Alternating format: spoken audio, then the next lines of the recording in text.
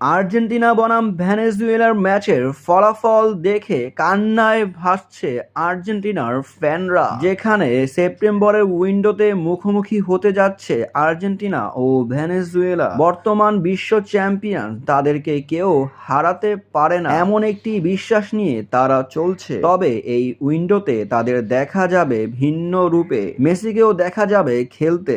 Argentina ও ভেনেজুয়েলার শেষ 5 বারের দেখায় আর্জেন্টিনা 3 বার জয় পেয়েছে, একবার ড্র হয়েছে এবং ভেনেজুয়েলা একবার জয় পেয়েছে আর্জেন্টিনার বিপক্ষে। তবে কঠিন প্রতিপক্ষ মানছে আর্জেন্টিনা ভেনেজুয়েলাকে। কি হতে পারে এই ম্যাচে তা এখনো বলা যাচ্ছে না। তবে ম্যাচের আগেই ফলাফল ফাঁস করে দিল জ্যোতিষীবিরা, যেখানে দুই দেশের পতাকা রাখা হলে ভেনেজুয়েলাকেই বেছে নেয়।